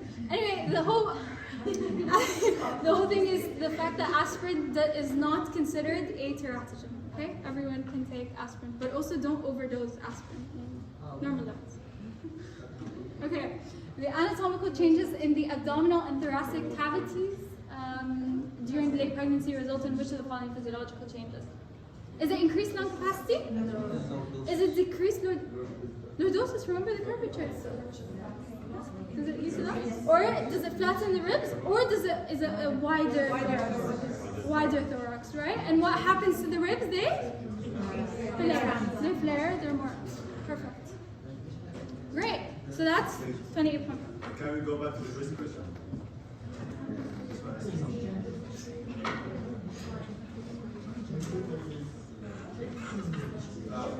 Good? All right. So now we're going on to 28.6, which is going to explain the 3 stages of labor. So we have dilation, expulsion, and the placental stage. So the initiation of labor, we start with the fetal CRH. CRH stands for corticotropin releasing hormone. Okay, so that increases. And why does this increase? Because we have the maturing hypothalamus. So the maturation of the hypothalamus is going to cause the release of CRH. Now the CRH induces the release of what? Fetal cortisol from the adrenal medulla. Anyway, so it causes the release of the fetal cortisol from the adrenal medulla, which has a lot of importance. So the importance is the elevation basically triggers the final maturation of the lungs, and it also causes the release of surfactant protein A, which is really important in a way that it basically helps reduce the surface tension in the alveoli. Now, fetal cortisol levels will increase the placental CRH. The CRH is going to increase the fetal cortisol. This is going to increase the placental CRH, and so on and so forth. What do we call this? Positive feedback cycle. Anything that increases something and something and something, we call that a positive feedback cycle. Great. Then we have the fetal cortisol level. They increase the placental estrogen, but they decrease the activity of the progesterone. There are 3 very important things that come from this great combo over here. What are they? Who can tell me? Prepare the cervix for dilation. Okay, so dilation of the cervix, that's one. Contraction. So contraction makes it more sensitive to contractions. What else? Chemical It's message. not really relevant to initiation of labor. So exactly that. So progesterone is maintained or high levels throughout the pregnancy. Why? To prevent the uterine contractions. Whereas once we have the decrease in the progesterone level, that allows the uterine to contract. So let's have a look at the 3 main important things. First of all, as you said, the cervix dilates. It also prepares the myometrium for a contraction, and it increases the sensitivity of the myometrium. Now, Nissa, go for it. Isn't the relaxant responsible of the surface dilation? Not dilation, relaxation will relaxation, flexibility, in terms of helping promote later on when the baby is expelled. But it's not involved in the initiation of labor or in the induction of labor. I mean that dilation. Dilation, yeah. Is it dilation? Not dilation of the cervix itself. No. We're talking about the pelvis. Okay. Dilation of the pelvis, not the dilation of the uterus and the cervix. So the dilation of the cervix is for the relaxant, and the dilation of the pelvis is for low progesterone? The relaxant is involved with the dilation or widening or flexibility of the pelvic floor, of the pelvis. Not the cervix. Not the cervix. Cervix and the Okay, false. Cervix, low progesterone, pelvis, relaxant. Yeah. Okay. So when do both of them dilate? When do you want that to dilate? When do you want this to dilate? When do you want the pelvic to dilate? when the baby gets bigger. During pregnancy, Yeah. and When the baby wanted to go out. Yeah, the induction of labor. For which induction of labor? So what caused induction of labor? Another thing. So this thing. Low pressure. Exactly. Don't get them mixed up. Alright, awesome. So let's have a look at each of them clearly. So first of all, as we said, it helps in dilation. Another thing, it prepares the myometrium for contraction. Now, you guys in the cell chapter talk about the myosin and the actin, right? And inshallah, in the muscle chapter, you're going to talk about the formation of the cross bridges and all of that. But all you need to know, it increases the synthesis of the actin and myosin and any basically contractile protein.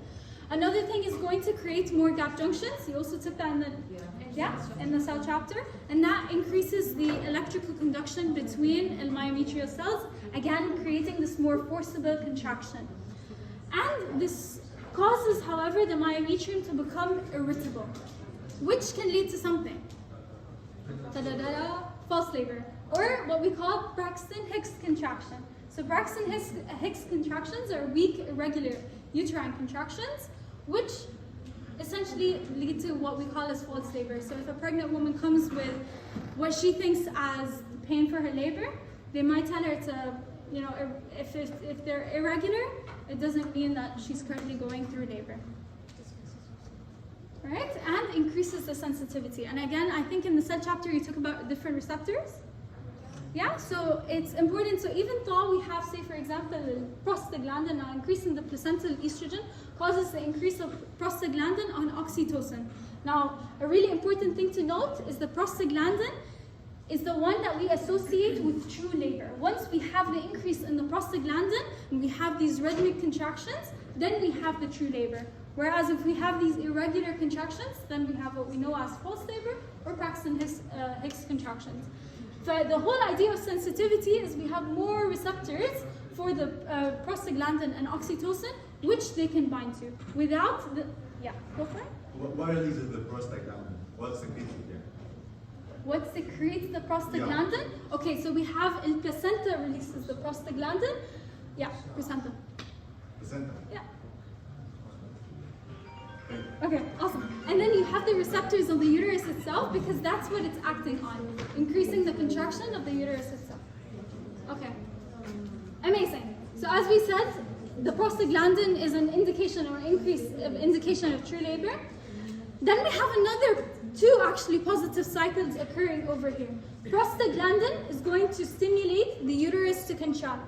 Uterus contracts, we have the cervix stretches. Cervix stretches, it's going to therefore signal to the hypothalamus, to signal to the posterior pituitary to release more oxytocin.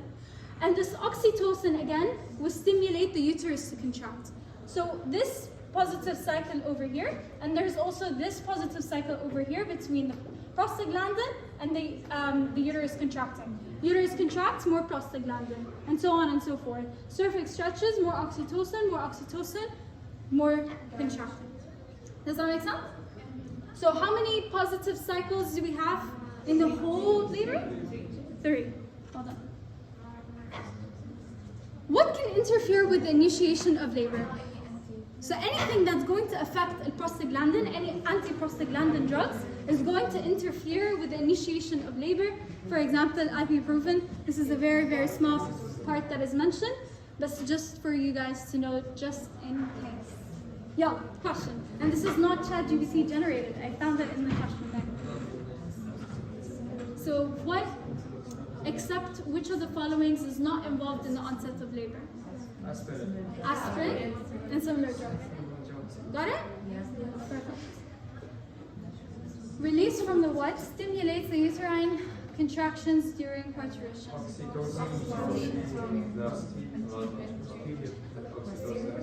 Is it posterior pituitary or anterior pituitary? Posterior pituitary. Well done. What is released as a quick thing from the anterior pituitary? Hormone that you took. Is it oxytocin?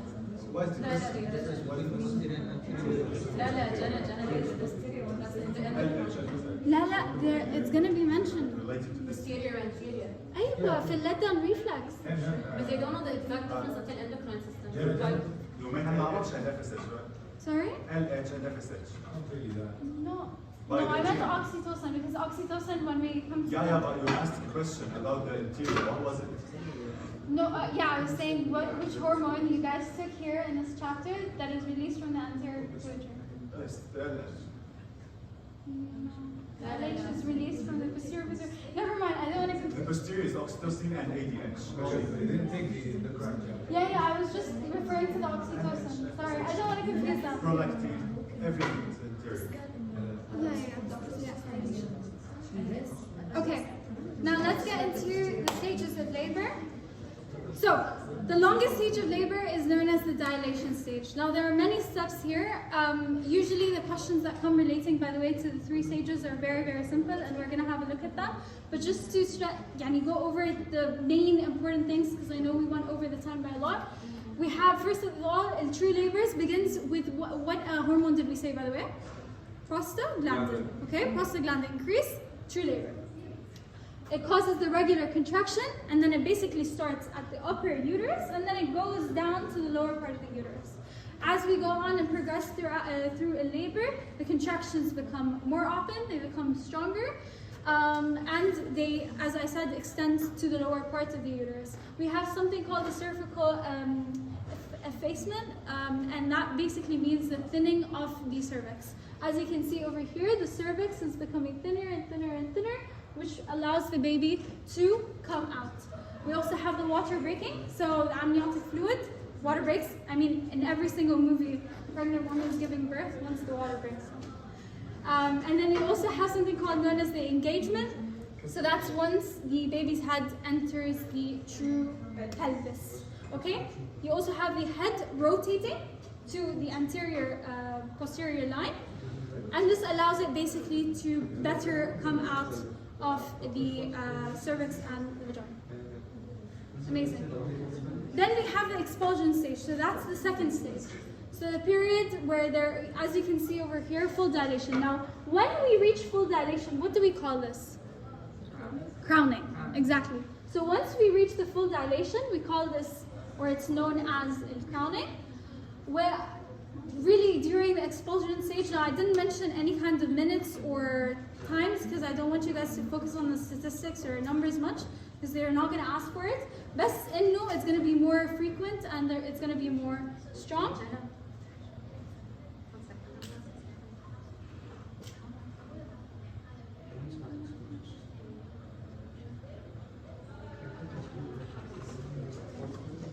Alright? And then we also have the umbilical cord. We basically clump it and cut it. Did anyone ever see a cut umbilical cord, like a younger sibling where they had them? Yeah. Check this out. Alright? And we have 2 positions in general. We have what we call as the breech presentation and the vertex presentation. When the head or the skull of the baby is towards the cervix and the vagina, we call this the vertex presentation. When it's on, if basically a non-vertex presentation, because there are other presentations, not only breech, but one of the non-vertex presentations is the breech presentation, and it's on basically the skull is on the opposite end. Now, when it's a breech or buttocks first, that's going to lead to a C-section. So it will require a C-section in order to get the baby out in that case. Yeah, that's what you need to know here specifically. Now we get into the last stage of labor, which is going to be the placenta stage or the afterbirth, and this is basically the expulsion of the placenta. We need the placenta in order to determine certain characteristics. So you don't need to know what you need to count and stuff, but what's mentioned, for example, what the physician could do is count that there's 2 arteries, 2 umbilical arteries and 1 umbilical vein, in order to eliminate any kind of cardiovascular problems that could potentially occur. وبعدين we also, the uterine contractions still على فكرة continue after we finished with the expulsion stage, because we want the placenta itself to detach from the uterine wall. And that basically finishes the 3 stages of labor. Okay, we have a homeostatic imbalance related to that. You have a question? Yeah.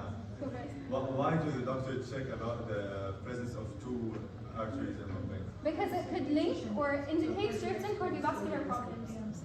Certain cardiovascular congenital problems. So they check the presence of them, and they must be present, but the blood in them, right? Or the... No, they just check their presence. في two arteries one vein يعني سنة في جدران يشتري. Is it possible for the fetus to have only one vein and one artery to be born? To be born? Bus will have congenital abnormality. Yeah, this one. Clear? Yeah. Amazing. Again, let's break it down. This means what? Difficulty. Yeah. Tosia means birth. So or the tos. So tos means in birth itself. So dystocia, difficulty in the birthing process. Now, what can lead to dystocia? Some women have a pelvic floor or a male-like pelvis. And therefore, it causes this very prolonged and difficult labor. We don't want that to happen, so what happens is that physicians opt to have a C-section. What did we say might need a C-section? Breech presentation. What is the correct kind of presentation that we want to have? Vertex head first presentation. Well done. All right. Which of the labor stages is known as the afterbirth? Placenta, yeah. Which is the first stage? Dilation. Then we have? Expulsion. After expulsion we have? Placenta, which is also known as the afterbirth. Perfect. During which stage of labor is the fetus delivered? Expulsion. Expulsion. Okay. Can you see these two questions over here? These are two previous questions. Do you see them as complicated? No. Is it asking you about what is engagement, what is infacement, and all these different things? No. So my suggestion to you guys, just these little details, I just mentioned them to help the explanation. But in reality, knowing surface level and then understanding the rest is what you need to know for this. Okay. Milk ejection or let down reflex is stimulated by which is oxytocin. Oh wait, I didn't explain that yet. Yeah, I'll explain that now, but let's see what, yeah. Oxytocin. Excuse me? Can I get to the previous question? Yeah.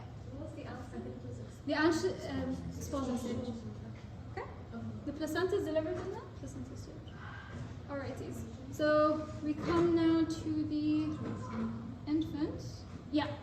So taking the first breath. So in order to take the first breath, what will happen is that we have the accumulation of carbon dioxide.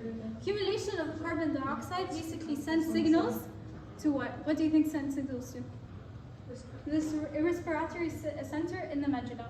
And this basically causes, once we have a respiratory center alert with the accumulation of carbon dioxide, and this accumulation will lead to a decrease or an increase in the acidity of the blood.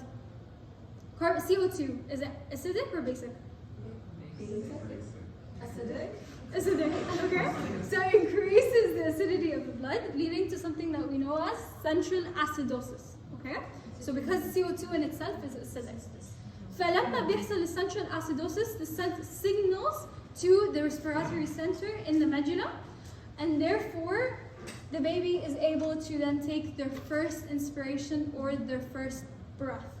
And it also allows, احنا عايزين this for the releasing of surfactant. Now we said surfactant is important to decrease the surface tension, all right, and making it easier for the baby to breathe. What did we say was a difficulty of breathing? Dyspnea.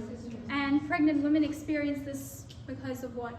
Because of the pressure of the pressure, exactly. The uterus exerts a lot of pressure on the diaphragm. Okay, and then we have the rate of inspiration usually is very rapid for the fetus, but then gradually decreases as they grow. Okay, now did you guys take agua? Yes, you have a question. I didn't understand the CO2 thing. Okay, what didn't you understand? The acidic thing. CO2 is acidic. Okay. Right? Yeah. So if it's acidic and it accumulates in the blood, yeah, it's going to cause something that we know as central acidosis. Okay. And how can central acidosis lead to Because the brain بيحصل signals صح؟ لأنه في Okay, خلاص. Why do CO2 accumulate in the blood in the first place? Because he wasn't taking oxygen when he was inside the... لأنه بيحصل constriction. How CO2 will come in? Well, you have oxygen, right? When you have oxygen, what happens? You have CO2. Yeah. Because you have a reaction in your body, and that releases more CO2, and you have no expulsion of carbon, so it accumulates into this. And the real question is, where does CO2 come from? Tanaffus, from breathing, or from the body? From the body. From the waste. Yeah, right. I'll cover that up with that. Don't worry. Oxytocin عشان هي let down I'll explain it. Okay. You got it? Yeah. Perfect. So the APGAR score, you don't need to know the depth of the APGAR score, but no, A stands for appearance. A, appearance, so you look at the skin color. P is the pulse rate, so you're going to measure the heart rate. And then you have the G, the grimace, so you're going to look into the muscle tone, all right? And then the activity, you have reflexes, is the baby flex, there's the baby moving, and then the last thing is the respiratory effort. This is what all you need to know, is literally the 5 components. You don't even need to know any of these details, but know and you want to have the baby getting an APGAR score between 8 and 10. Less than 8 means that further intervention is going to be required. Okay, but that's all you need to know. Then we have something known as the transitional period. Now, khalas, we got the baby's doing well, healthy. 6 to 8 hours after birth, what's going to happen is there's going to be an increased, there are going to be periods in which the baby is crying. There's going to be periods in which the baby is basically asleep and tired. And the vital signs are generally irregular within this transitional period. And there's something called a frequent gagging. So that's when you have the mucus and debris and they're trying to take it out via those gags. Okay? And again, these are things they're probably never going to ask you about. But just for your information, Yani, and it's mentioned in the textbook. Which of the following is not assessed as part of APGAR? Temperature. Then we said, who can tell me all the APGAR? Appearance, pulse rate, grimace, Muscle tone, yeah? Activity and respiratory effect. Well done. Great job. Yalla. What physiological event triggers a newborn's first breath? You should answer that now. See, accumulation of carbon dioxide. Do you get it now? Perfect. All right, this is the last part, guys, and then you don't have to see my face again. With lactation, we're going to have a look into this. Thank you. Okay. So we have 2 types of milk. Which one do you think is colostrum? Yeah, so it's the liquid kind of gold. They call it the liquid gold. And then, of course, this is kind of the normal milk that the mother produces later on. But colostrum is the yellowish fluid secreted by the mammary glands around the first 3 days. And it has different kinds of characteristics. So, for example, less lactose, it has more protein, it has more vitamin A, it has more minerals. And this in general, this kind of combination is very beneficial to the baby. And it also has more antibodies, such as the IgA. And you guys, inshallah, hopefully, in semester 2, you'll take that in the immunology or immune system chapter. But generally, I don't think they'll ever ask you about the different combinations. Just know that the colostrum or the milk that is produced in the first few initial days is generally different compared to the milk later on. It has different mineral kind of combinations for the benefit of the baby. Okay, coming to the last or final part. When we come to lactation, there are 2 different pathways. Let's get 2 people on stage, and these 2 people will explain it to us. Who can do that? Okay? Volunteer number 1, volunteer number 2. Come on stage. Because later on, you guys are going to explain to other people, and you're going to explain to each other. One's going to take oxytocin, and the other is going to take prolactin. Yeah. Shoot the circle. Oxytocin on this side, prolactin on this side. Yalla. Let's start with oxytocin, let-down reflex. What can you tell us? Prolactin should start because first of all we produce milk, then we push it out. Yeah. Okay, go for it. Okay.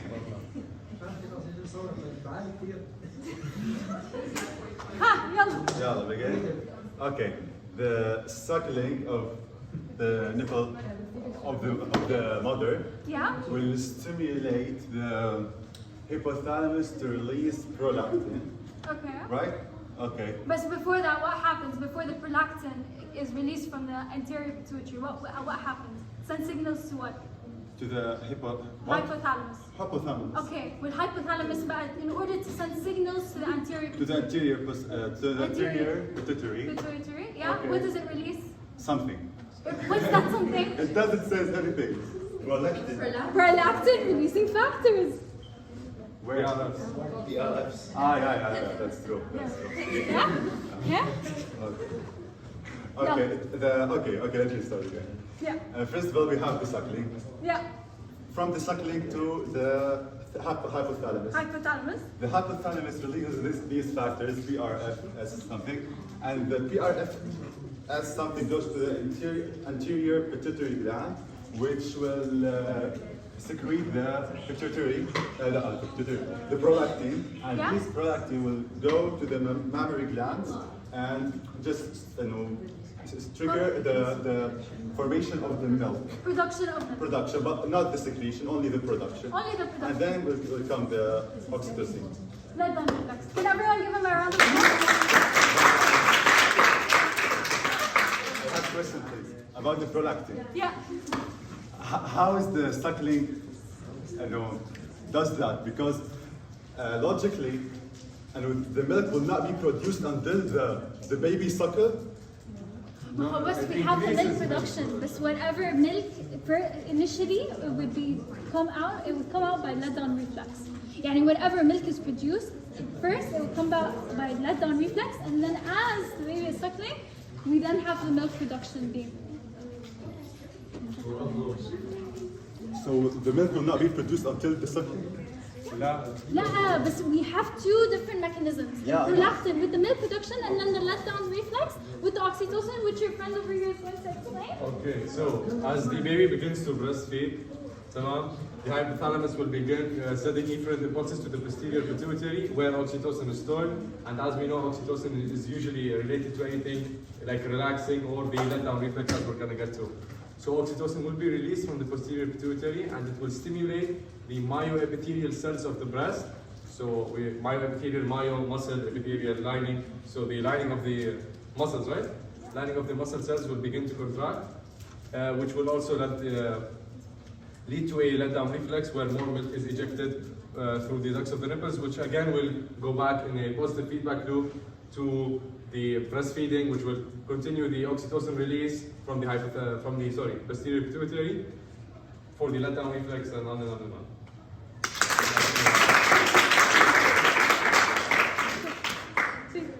لو عايز تكمل هو انا عايز السؤال. Your answer is when the mother gives birth in the beginning, prolactin is released actually. Yeah. Breast is formed. Okay. Sorry, milk is formed. Yeah. Right? بس بعديها how will the body know to continue milk production or stall? The prolactin production by the suckling? How will it know? كيف الجسم هيعرف انه يكمل يصدر حليب ولا لا؟ The baby suckling. حلو. طب if the baby stops suckling, will he continue making milk? No, but okay. So let's say that the prolactin is already there and the milk is already produced, but the baby suckling is for generating the prolactin for the next time. And to continue generating prolactin. When the baby stops, milk stops. Okay. Well, essentially, it doesn't just like stop here. It's a gradual. If there's suckling during that gradual process of degradation, it's going to go back. That's what happened. The positive feedback loop. يعني ما راح ينقطع هيك. ما راح ينقطع هيك. الملك ما راح ينقطع هيك. It's slowly decline. Alright, so any questions on this? Alright, perfect. Now we have questions. Yeah. Thank you so much. Is there a limit to the production of prolactin? Like if the baby keeps on suckling even after the normal period, is there a limit? Or can it always... Yeah, the limits of how much the breast can produce milk, that's it. Is there a limit? Because the time limit يعني بعد فترة معينة. Like maybe after 6 months, 8 months. The limit is not from the baby comes something. Actually, if the mother continues with the baby breastfeeding for even more than 6 months, the wet milk will still produce. But احنا اصلا I don't know if you've ever had a very young brother, but at 6 months we do something. You know what it is? What do we do to a baby at around 6 months? We start to introduce solid food. We start weaning the baby. We're going to start to remove milk from his diet. We're going to start giving him any solid food, something else to remove him from the breast milk. But that action by the humans causes milk to lose that. But if we don't do that, If you don't do that, that's not. And we're supposed to do the weaning process because it's healthier for the baby. Okay, guys, we came down now to questions. So let's solve some questions together. Milk ejection or blood down reflex is stimulated by which of the following? Oxytocin. You should, if someone gets them wrong, these two guys worked really hard to explain them. Okay? Hormones concerned with the events of lactation include? Lactation. Huh? Which of these hormones? Oxytocin. Yeah. Perfect. How do rise? Can we go back just to read the rest?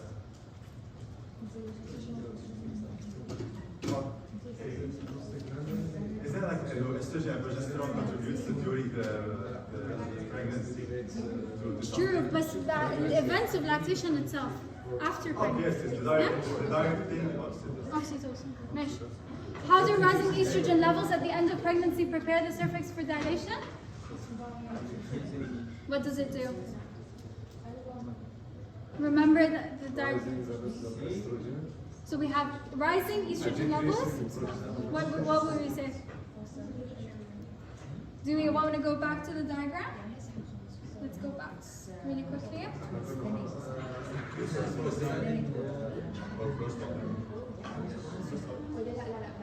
Here. So what does it do? Increases prostaglandin levels. So therefore, prostaglandin is the labor-reducing hormone. Yep, exactly that. And therefore, what's the answer?